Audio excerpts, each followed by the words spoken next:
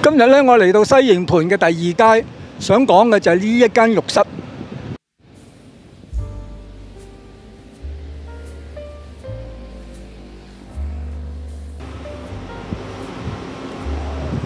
喺呢一度整個浴室，主要原因就係因為上世紀初香港嘅鼠疫好緊要，咁令到政府咧佢都係諗辦法啦。咁就原來佢發現咧，香港人咧衞生情況都好差嘅，所以佢就喺呢一區劃個位，就起咗個浴室，就俾當地嘅人、俾當區嘅人咧，就喺呢度清潔、沖涼，咁然後咧就減低佢哋嗰個瘟疫嘅傳播。所以咧，我哋就見到喺呢一個第二街就起咗個浴室，下邊嘅就係男嘅，然後2樓就係女嘅。1903年，西營盤常豐里爆發咗鼠疫，政府將2、3東西4條街，即係第二街、第三街、東邊街同埋西邊街，形成咗一個長方形嘅實驗街區。原來政府發現當年嘅華人衞生情況係好差嘅，決定搬走一部分嘅居民，剩下咗啲空間，政府就租用咗作為診所同埋浴室，前者可以俾啲居民及早求醫。位於第三街嘅長春社文化古蹟資源中心，本來建於1909年嘅西約公立方便醫局。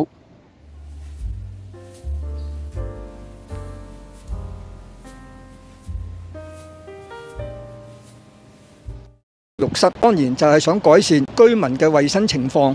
原來當年西營盤嘅唐樓係冇供水系統嘅，市民要落街攞水上樓用。部分板間房嘅住戶只可以用公共嘅廚房沖涼，通常都係冇門嘅。後來香港爆發鼠疫，政府為咗抗疫就開始興建浴室。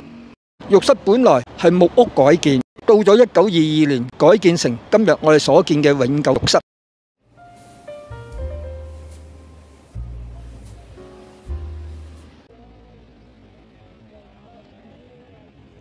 現時嘅浴室內外都保留咗當年嘅設計，2層高嘅樓房採用咗結實嘅花崗岩地基。嗱，我哋見到呢浴室嘅建築設計呢，佢下邊呢就用麻石做嘅。咁用麻石嘅原因就主要因為我哋香港係當時係咁有好多石礦場嘅，咁所以呢就地取材，就用咗好多麻石呢去做嘅躉啦。呢個做地基呢，第一個好處就係佢夠穩陣啦。第二個呢，佢就主要就因為香港島呢邊呢就全部斜路，所以佢做平佢啦。第三個最主要嘅原因，佢就防水啊。原來喺呢一間嘢呢，呢啲用麻石呢做地基呢，就為咗去防水之用，咁就等啲水唔好滲落去，或者啲下邊有水呢，就唔好影響佢呢個標定咁樣嘅。嗱，大家睇唔睇到咧？呢個石牆下邊呢度有啲窿嘅咧，呢啲窿就排水噶啦。咁就我懷疑咧，佢又可能呢個係山坡，所以咧佢就整嗰啲水咧就由呢度流走嘅。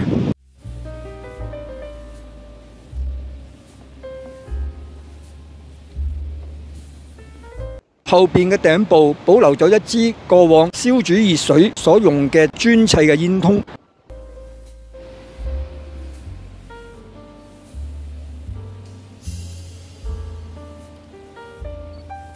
牆身都係用磚起㗎啦，牆上邊所有嘅氣窗就係舊日嘅通風設計。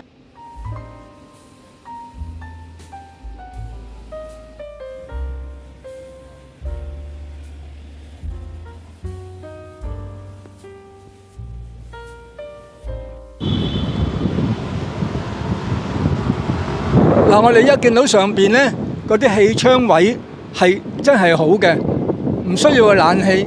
但係嗰種空氣流動呢係好自然嘅。嗱，我哋依家見到個最頂上邊嗰度，好似有啲通風位。其實佢除咗通風之外呢，佢仲係隔埋熱嘅，所以佢係離開嗰個頂呢係有個空間嘅。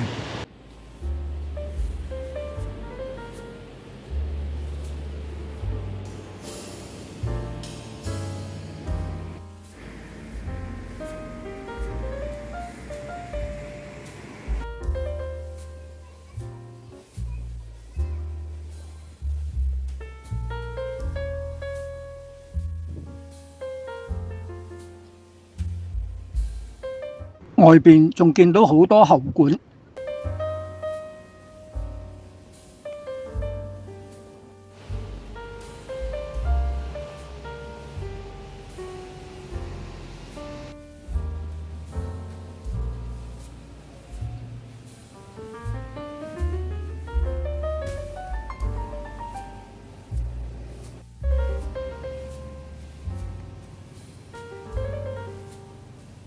行去後邊睇睇，原來係對住一幅麻石牆。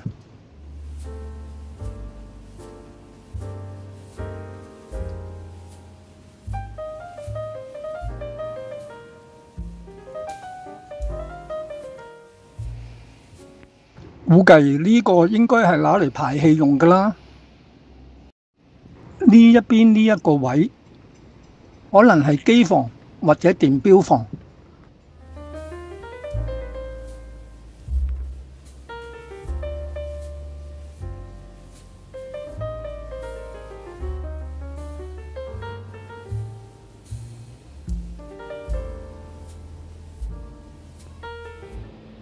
浴室裏面有20個淋浴格，分為兩邊緊貼嘅排列，中間只靠到胸咁高嘅牆作為分隔嘅啫，基本上係並無私隱可言㗎啦。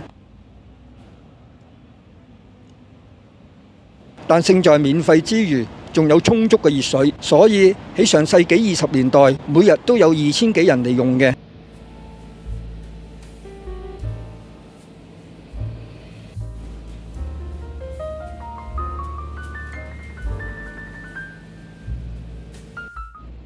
但浴室超過20年未翻新過，設備過時同埋陳舊，使用率又好低。舊年男女浴室每小時嘅使用量分別為6個人或者5人。食環署決定今年6月1號關閉。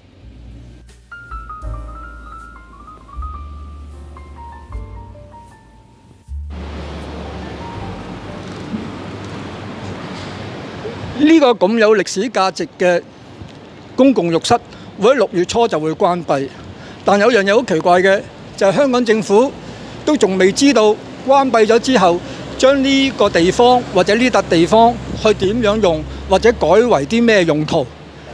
我哋都好期待，或者我哋都好想知政府點解咁耐係關閉啦，都未知去點樣用嘅呢？以前從來未試過，我哋等待佢嘅答案。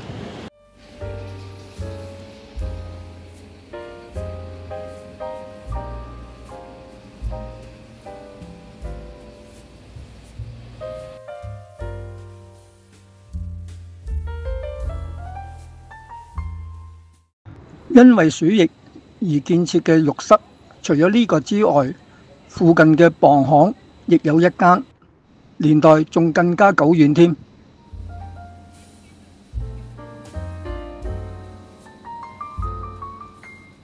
1894年，人口稠密嘅太平山街一帶爆發鼠疫，喺4個月裏面已經令超過2500人喪命。為咗消滅鼠疫，政府搬走住戶，然後清洗整頓，呢個就係洗太平地一詞嘅由來啦。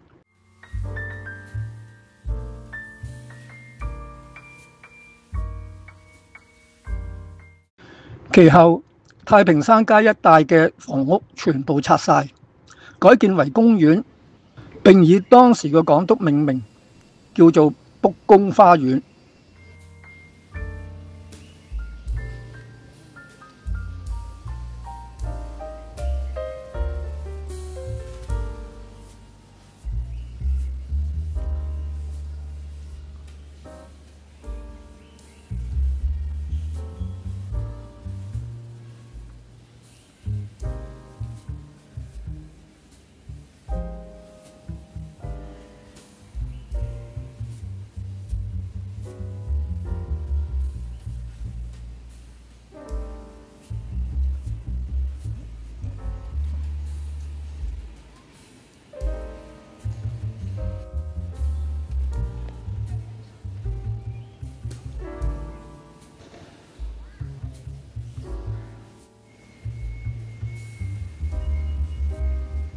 依家花園入邊已經冇晒任何鼠疫嘅痕跡，不過花園裏面係有樹立咗一個告示牌，上邊寫住1894年太平山街一帶發生鼠疫，此後肆虐香港近30年，為香港史上最嚴重災禍之一，記錄咗呢段黑暗嘅歷史。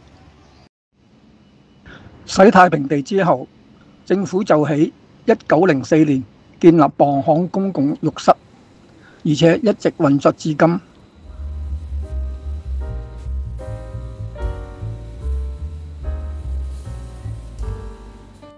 幾年前，政府再次翻新磅行公共浴室，外貌變得好新淨。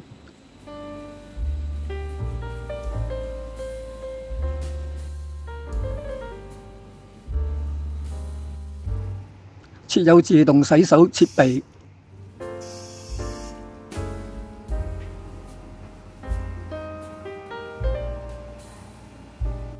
又有無障礙淋浴洗手間，環境比第二街嘅公共浴室好得多。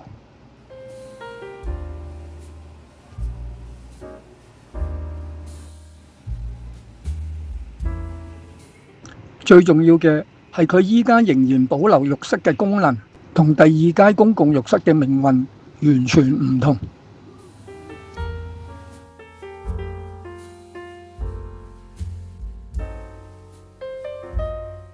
如果大家喜歡呢條片，記得訂閱同撳鐘仔啊！